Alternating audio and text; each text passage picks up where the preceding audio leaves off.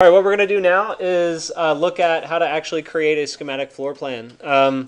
So right now, I mean, it sort of is a schematic floor plan, but it's just walls and there's nothing else in it. So in order to do that, I need to show you guys how to place rooms.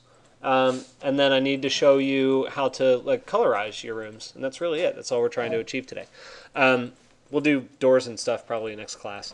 But anyway, so rooms are objects, and you drop them in, and they basically are like pouring water into a space. Okay, so it fills up the space, it reads the walls that are there, and then it just kind of goes to a height that you define, and that becomes the room.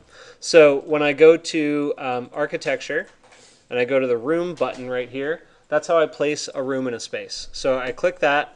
I didn't save it, but notice how as I move my mouse around, it actually reads what rooms it's filling up. Okay, that's very important.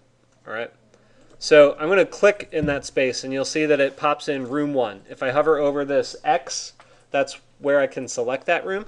I can also select the tag, the default tag that pops up too. That doesn't select the room, it just selects the tag.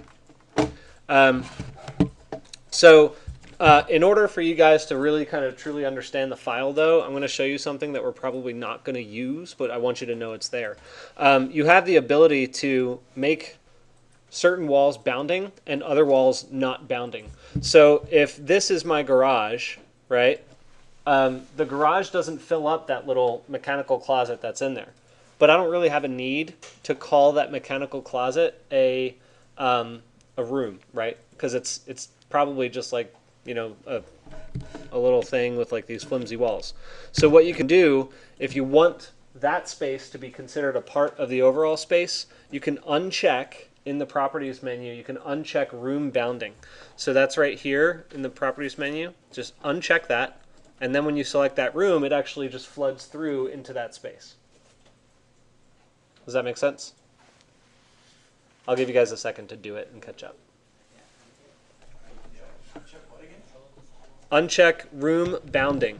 It's down here under under constraints, room bounding.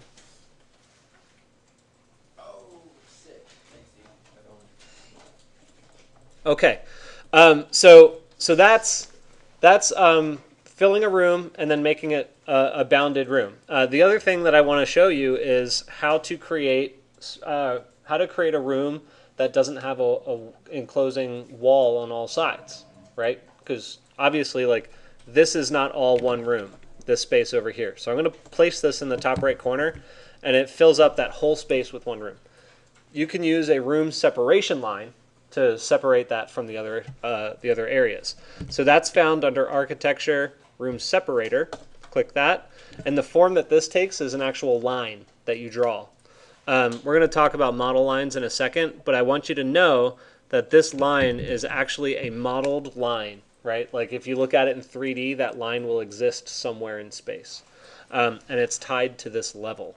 So I'm going to just draw that across that, and what you're going to see is now this room stops there.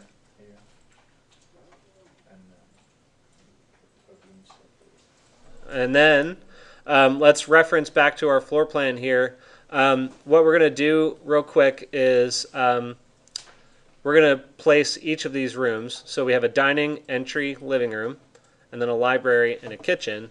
So let me real quickly just kind of go through and draw some separators. So I'm going to put a separation line along here, put a separation line along here, and I think there was one probably right here, and another one around there.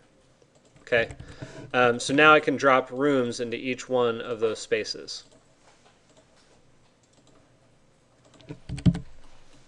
All right. Questions yet? Okay. Can you modify those separators by dimension? Yes, you can. Yeah, if I want to make it an exact dimension, I can grab this on the grid line like that, and I can change this to be exactly 20 feet. Oops, that tied to this. If you guys want to break a connection like that, just pull the item off of the wall a little bit, and that'll break that connection. See? Then you can pull it back. All right.